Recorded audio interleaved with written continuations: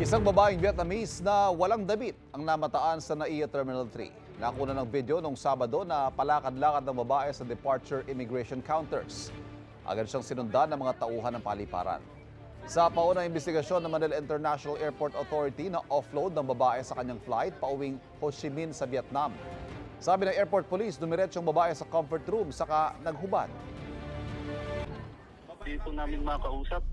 Ang tuwing tinatanong po namin, tumatango at umiiling lang po. She appeared a little irritable because una, hindi siya marunong mag-communicate ng Tagalog and she doesn't speak well doon din yung English.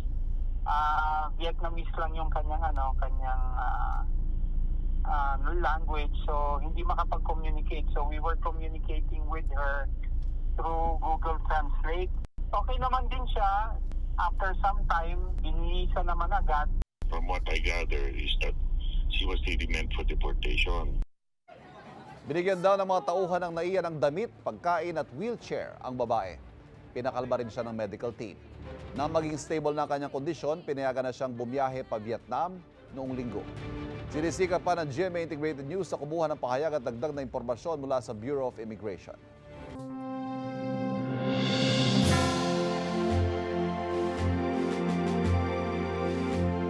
Nauna na nagdiwang na Philippine Independence Day ang mga kababayan po natin sa ibang bansa. Ginanap sa Dubai World Trade Center ang selebrasyon ng ating mga kababayan sa United Arab Emirates. Nagkaroon ng parada kung saan iwinagayway nila ang watawat ng Pilipinas. Halos mapuno naman ang isang hall dahil sa dami ng booth kung saan ibinida ang mga obra ng mga Pinoy artists. Sa Ghent, Belgium, ibinida ang mga pagkaing Pinoy sa selebrasyon sa isang parke. Kabilang dyan ang pansit, dinuguan at Bicol Express. Nagkaroon din ng multicultural presentations gaya ng Maskara at Sinulog Festival. Sa Hong Kong, nagsagawa ng fundraising activity ang mga Pinoy na nagtatrabaho sa malalaking kumpanya roon para matulungan ang mga Pinoy domestic helper.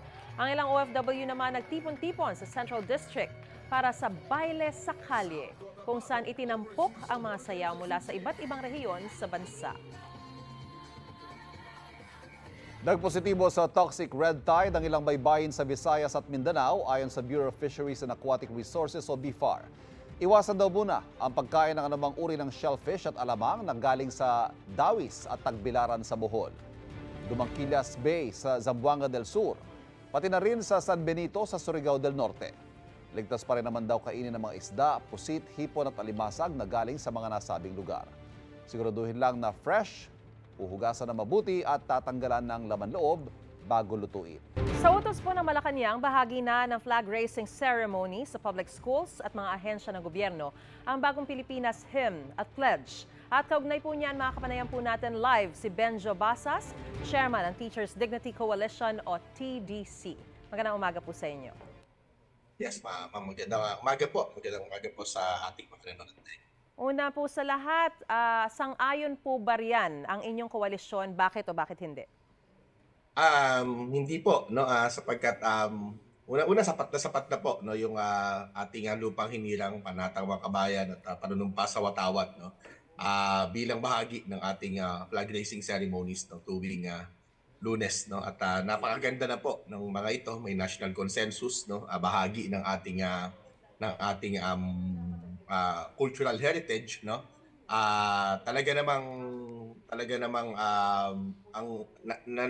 tumatama, no, sa ating puso, no, lalong-lalo na yung ating pambansang awit, no, yung mga titik po nito, no, at yung kasaysayan din. At ayon po sa isang mambabatas, kagaya po ninyo ng inyong koalisyon, sapat na rin daw yung pagkanta ng lupang hinirang at pagbibigkas nga ng panatang makabayan. Pero may magagawa pa po ba kayo? Utos na po ito ng Malacanang. Well, sa issue ng may magagawa ba, mukhang wala na po, no, sapagkat ito ay utos ng ating Pangulo, no. Pero tinitignan rin po natin, ano, yung ilang pagtingin po dito, no, sapagkat may ilang ding mga mambabatas at ilang mga legal luminaries na nagsasabi na mukhang hindi pa pwedeng i-impose ito ng ating Pangulo, no, dahil ito ay lalampas doon sa mandato, no, or it's beyond the mandate of the Flag and Heraldic Code, no. So tinitingnan din po natin 'yan, ano. Kami naman na hindi naman po magde-defy no, if ever no, na ito ay matutuloy no, sapagkat well, may obligasyon po kami no, na sumunod no, sa panuntunan kung sakasakali bilang mga bahagi ng Department of Education bilang mga public school teachers. No? Pero hindi namin nakikita din kasi no, yung practical side hindi po namin nakikita na kailangang dagdagan pa no, dahil aabot po ito ng 4 na minuto no nung nag-simulate kami no. Mahaba na po no, meron na nga tayong gaya ng binanggit natin no, na meron tayong pambansang awit, panatang makabayan, panunumpa sa watawat, may regional hymns po tayo no, merong provincial, merong division, merong municipal, may school hymn no. So ang dami na po nito no. So mababawasan no, malaking oras yung mababawas po no sa pag-aaral ng mga bata tuwing Lunes, which is the most important day in a week po. Hindi po kayo magde-defy, pero ia-apilan niyo po ba ito? Gaya nga po kasi na sinabi niyo, may mga legal luminaries na nagsasabi na beyond the mandate, itong pagdaragdag pa ng pagkanta o pag-awit ng Bagong Pilipinas Hymn at Pledge. Yes, ma'am. In fact, these public statements no that we make no, ever since no nung nilabas po ito no, is our appeal no to the government, to the president himself no.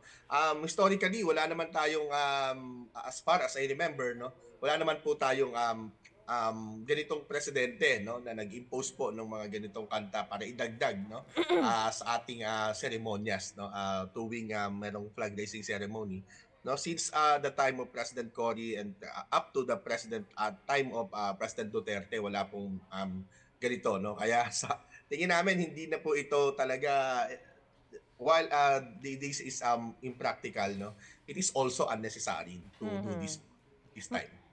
Maiba naman po tayo, no? May inihaing panukala na nagbabawal sa paggamit ng mga cellphones at iba pang mga electronic gadgets tuwing oras ng klase. Ano po ba ang paningin niyo po rito? Well, we share the sentiments no, of Senator Gatchalian, the good senator, no, who's also the chair of the Basic Education Committee in the Senate. No.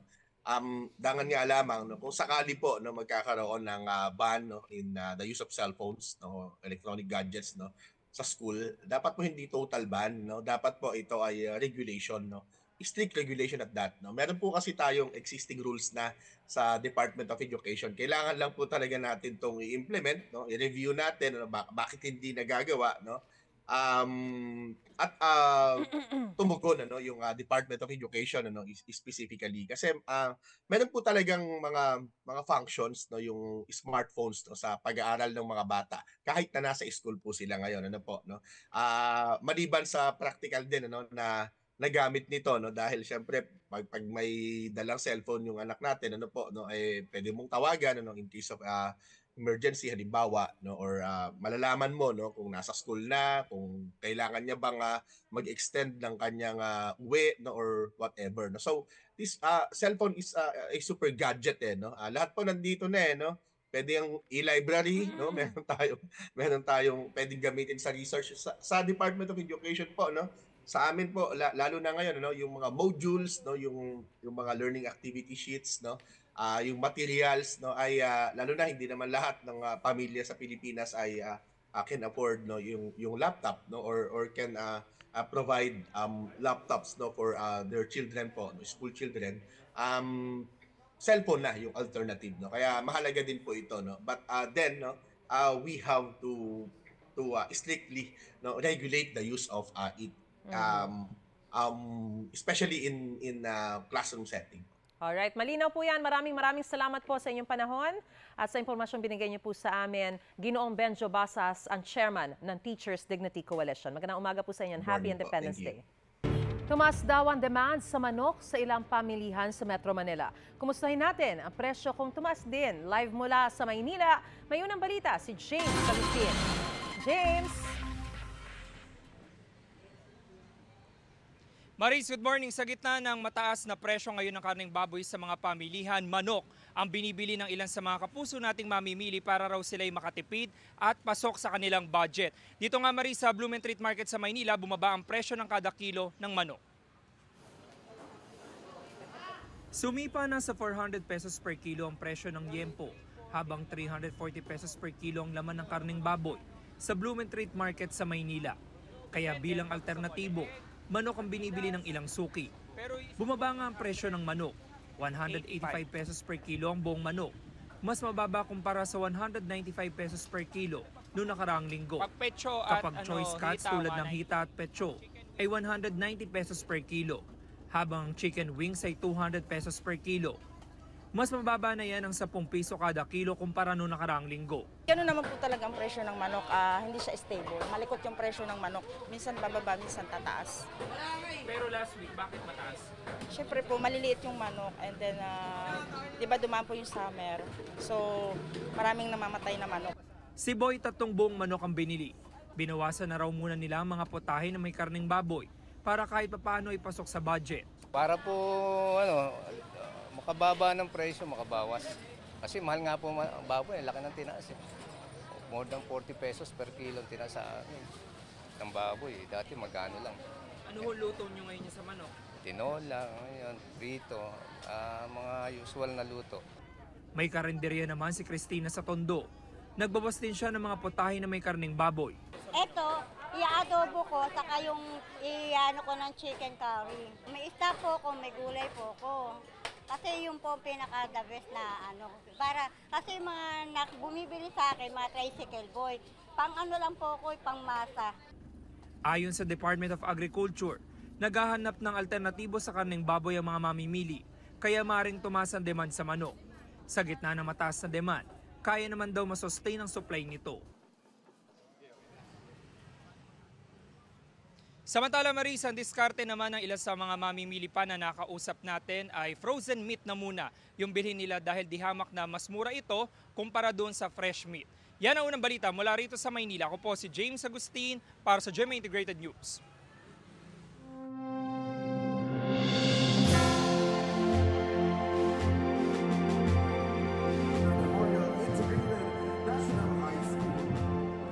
Magandang umaga po mga kapuso. Happy Independence Day. Dito po kami ngayon sa Kawit, Cavite para ho dito sa pagdiriwang na ika-126 na taong kalayaan ng Pilipinas.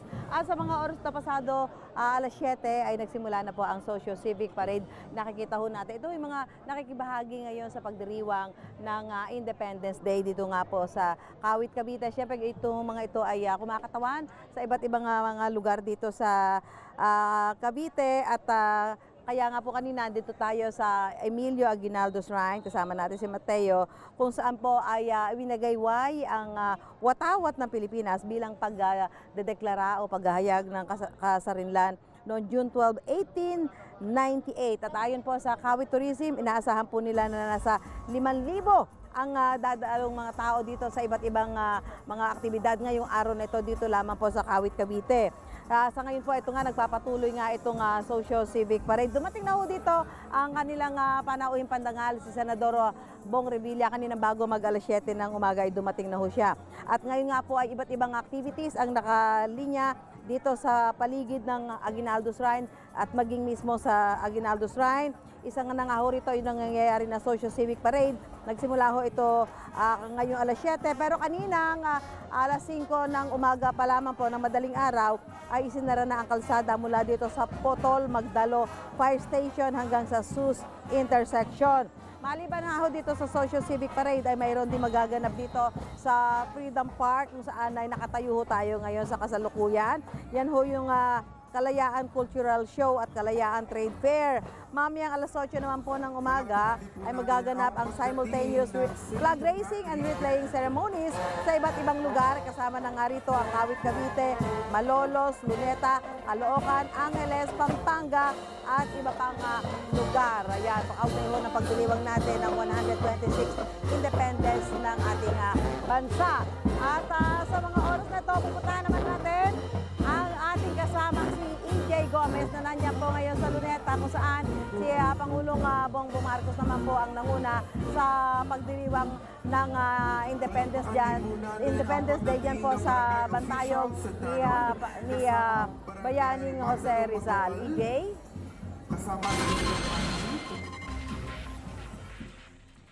Susan, gaganapin dito sa Rizal Park sa Maynila ang isa sa mga pinakamalaking pagdiriwang ng Araw ng Kalayaan. Inaasahan ang pagdalo ni Pangulong Bongbong Marcos, mga opisyal at empleyado ng pamahalaan, iba't ibang makabayang grupo at kabataan para makiisa sa pagdiriwang ng ika-126 na taon ng ating kasarinlan. Alas 8 ng umaga, nakatakdang simulan ang flag raising at wreath-laying ceremony o pag-aalay ng bulaklak sa bantayog ni Dr. Jose Rizal. May mga booth na inahanda ang iba't ibang ahensya ng pamahalaan para sa mga bibisita at makikisaya dito sa Luneta. May job fair, mga nagbibigay ng libreng check-up at gamot at marami pang iba. Inaasahang dadalo rin ng Pangulo sa Independence Day Parade sa Quirino Grandstand mamayang alas 5 ng hapon. Sa ika-126th anniversary ng Kalayaan ng Pilipinas, tinanong natin ang ilang kababayan natin kung ano pa ba ang halaga ng pagdiriwang ng okasyong ito. Para sa akin, mahalaga sa atin ipagdiriwang ang kalayaan. Kasi para magunita natin yung mga magagandang ginawa ng ating mga ninuno sa atin. Naniniwala ako kung di tayo malaya, siguro mas lalong mahirap yung buhay natin ngayon. Kung hindi po natin nakamit ang kalayaan, ay hindi natin kayang tumayo sa sarili natin pa. Aasa na lang tayo sa mga kolonyal na sumasakop sa ating bansa. Dapat bigyan natin ng kahalagahan ang kalayaang ito dahil dito tayo talaga nagkaroon ng sariling paninindigan bilang isang bansa. Para magbigay daan sa inaasahang pagdagsa ng mga tao dito sa Rizal Park, alas 6 pa lang kaninang umaga, isinara na sa mga sasakyan ng Roxas Boulevard mula Calao hanggang P. Burgos. Hindi maaaring daanan ng mga kalsadang yan hanggang alas 10 ngayong umaga. Ang ilang bahagi naman ng Roxas Boulevard, Calao, P. Burgos Avenue at Bonifacio Drive ang isasara mula 1:00 ng hapon hanggang alas 10 ng gabi. Samantala, may ilan tayong mga kababayan na sinamantalang okasyon para kumita kahit papaano.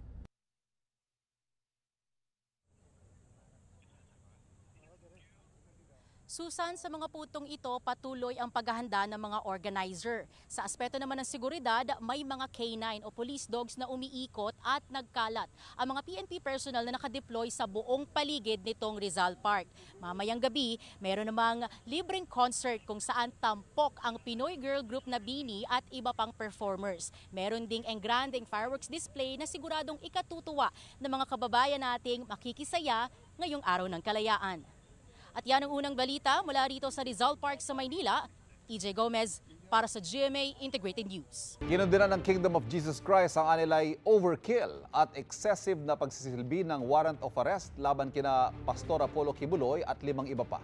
Nitong Lunes, naging tensyonado ang pagsilbi ng mga warrant of arrest sa KOJC compound sa Davao City. Gihit ng KOJC, maraming irregularidad sa pagsugod ng mga pulis doon. 3 miyembro raw nilang nasaktan sa tensyon sa KOJC compound. 9 na miyembro naman daw ang inaresto sa operasyon ng mga pulis sa Glory Mountain. Inihahanda ng KOJC ang kanilang reklamo laban sa mga pulis. Kinundi na rin ni dating Pangulong Rodrigo Duterte na nagsisilbing KOJC administrator ang anyay kalabisan sa operasyon. Nanawagan din si Vice President Sara Duterte ng maayos at makataong pagpapatupad ng batas. Para sa bise, magulo ang pagsisilbi ng arrest warrant kay Kibuloy na sanhiraw ng questionableng pagpapakita ng labis na puwersa. Gate naman ng Police Regional Office 11, nararapat lang ang dami ng ipinadala nilang tauhan para isilbi ang arrest warrants. Malawak daw kasi ang mga property na ginalugad at 6 sana ang aarestuhin. Kaugnay naman sa mga KOJC member na naaresto sa Glory Mountain, nilinaw ng pulisya na 6 lang ang inaresto. 2 menor de edad naman daw ang ni-rescue roon. Nakabantay pa rin ang ilang miyembro ng PNP Special Action Force o SAF malapit sa Glory Mountain. Pinakawalan din naman sila and we are preparing appropriate charges against them dahil dun sa pag-resist nila during the implementation of the warrant of arrest. Ang isa sa mga iniisip yung obstruction of justice. So, ang panawagan din naman namin sa kanyang mga supporters and followers to allow the Philippine National Police to perform its duties. Isinusulong ngayon sa Kamara ang total ban sa mga pogo sa gitna ng mga nadidiskubring illegal na aktibidad ng ilan sa mga ito. Hindi pabor dyan ang PAGCOR dahil baka magkaroon daw ng masamang epekto. Yan ang unang balita ni Jonathan Andal. Sa paghahalughog sa Pogo sa Porac, Pampanga, 4 na set ng hinihinalang uniforme ng Chinese Army ang nadagdag sa 2 set na natagpuan. May mga bota at belt na may ganitong insignia. Meron ding butones na may emblem at mga butones na may tatak na PLA, kapareho ng acronym ng People's Liberation Army. Sa isang uniforme, may nakitang name tag na ibabangga sa mga pasaporte ng mga inarestong Chinese, bagamat ipasusuri pa ng PAOK kung talagang uniforme ito ng Chinese Army. Medyo ikinagulat lang natin, siya ba ay pumasok doon dahil gusto niya magtrabaho sa Pogo Hub at dati siyang military? Kung makakakuha tayo ng impormasyon na siya ay in active service at siya ay pumasok doon sa Pogo Hub na yon para for other intention, malalaman natin yan through our investigation. Dito sa Building 11 natagpuan yung iba pang set ng mga military uniform. Workstation po at opisina ang laman ng gusaling ito. Isa lang po ito sa 46 na buildings na sinusunod ngayon ng PNP-CIDG dito sa loob ng 10 hektaryang compound ng illegal na Pogo. Tingin ng AFP, posible ring props ang military uniforms para sa illegal na online transactions. PAOK is already conducting its investigation. No, so for the part of the AFP, we will be supporting. We are trying to look at the veracity of the report, whether they're legit uniforms, and these are also very few in number, no, to be part of a troop. So we do not want to unnecessarily cause panic to the general public. Dumating ang POS para i-rescue ang mga napabayaang hayop sa compound, kasama ang isang labrador na puro sugat sa katawan at mga ibong Macau na natagpuan sa hawla. Natagpuan ng ilang sex toy, mga damit pambabae at kwarto. Bukod dyan, may mga video pa nga na pinasa sa amin yung mga babaeng nagsasayaw ng hubad. Binebenta nila online or nila live stream nila. So merong sexual exploitation na nangyayari sa loob. Wala pa rin tugon sa mga text ng GM Integrated News ang Lucky South 99 na nag-ooperate sa Pogo. Sa 2019 Mayor's Permit at 2019 Municipal Resolution na Notice of No Objection sa pag-a-apply ng Lucky South 99 sa lisensya, permit at prangkisa, may pirma si Porac Mayor Jaime Capil. Ang pakilala raw kasi noon ng kumpanya, lehitimo silang negosyo. Siguro pwede po kaming humingi ng mga record sa kanila kung kailan po na itayo ito, paano po tumayo ito, sino yung dating mga may-ari, kung sino yung nag-apply ng business permit, kung sino yung nag-apply ng mga mayor's permit, mga sanitary permit. Siyempre, yun po yung may-ari. Ayon naman sa PNP, administratively relieved na ang hepe ng Pampanga Provincial Police para bigyang daan ang investigasyon. Sa panayam ng Super Radio DZBB sa PAGCOR, ang Pogo sa Porac, isa sa mga nabigyan noon ng lisensya ng PAGCOR pero wala na ngayon.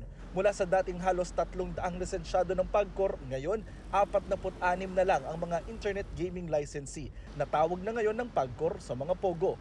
Meron 250 dating napagkalooban ng lisensya nung nakaraang administrasyon sa PAGCOR.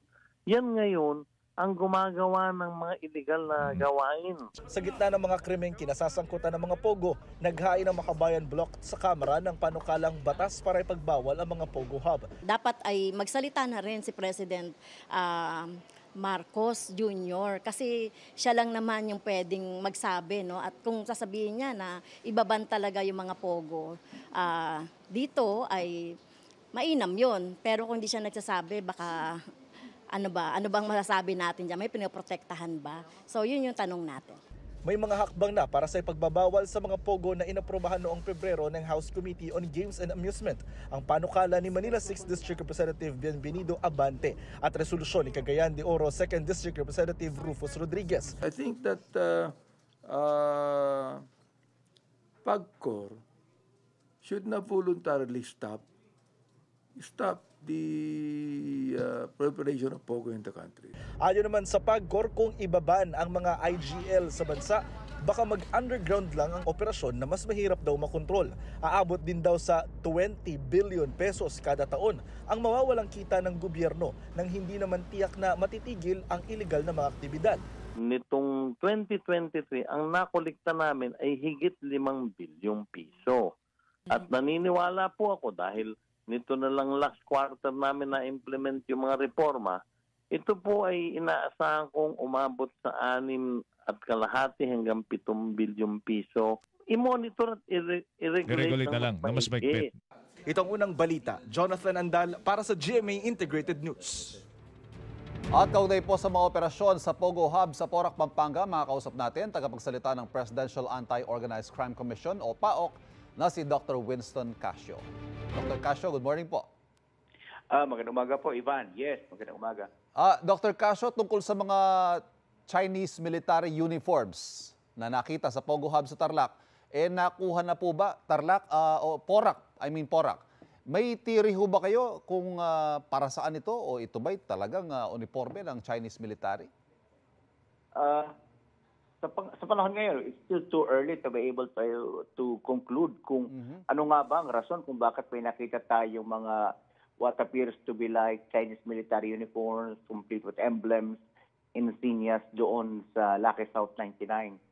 So yun po ay magiging parte ng aming investigasyon, magiging bahagi rin po ng ebidensya yon. So, pero nonetheless, pinakita na namin sa ating mga military counterparts at sila na pong bahala tuloy sa investigasyon in relation to kung tunay nga ba itong mga Chinese military uniform. Do you at least have a theory, sir, kung para saan itong mga ito? Well, yes. When we say theory, there are many possible reasons. For one, pwedeng ginagamit po yan bilang panakot nila doon sa kanilang mga empleyado. Bear in mind that this particular scam hub is known for torture, kidnapping, and the like. Talagang pwede nilang gamitin yan bilang panakot sa mga empleyado nila.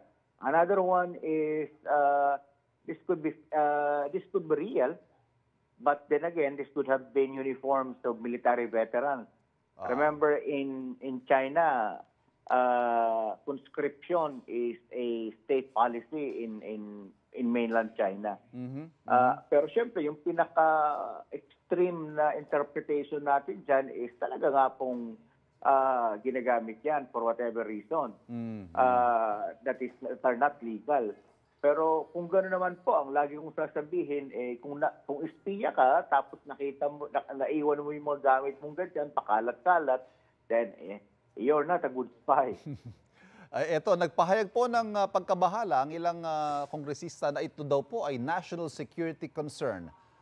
Ano hong tingin nyo sa statement na ito? Is there a national security angle to this discovery ng mga uniforms na ito?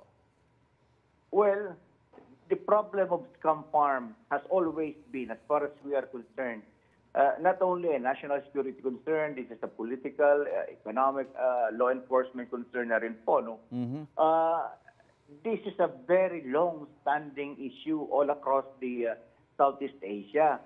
So it's about time that the Philippines, as well as its regional partners, take a look at this problem from a regional perspective. No? Kasi pag isinara sa Pilipinas sa mga yan, lumilipat lang sa ibang mga lugar dito sa Golden Triangle like Myanmar or Laos, Cambodia.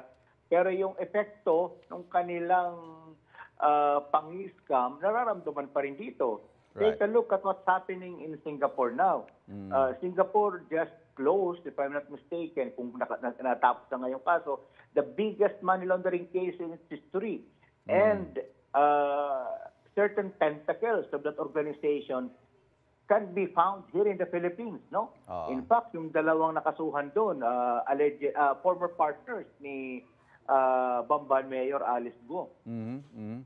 Panghuling punto na lamang po, may mga calls na para totally ipagbawal na itong mga pogo na ito. Ano ang posisyon ng PAOC sa panawagang ito?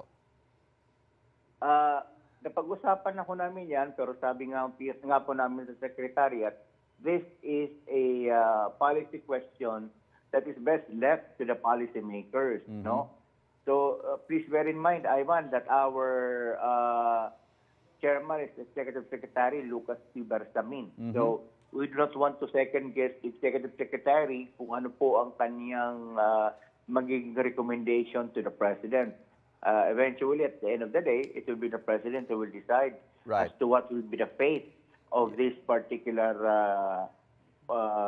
pogos in the Philippines. But at the very least, sir, hindi ho natin pwede ipagkibit-balikat at baliwalain itong mga nadidiscovery nating mga seryosong krimen na nagaganap sa mga pogo.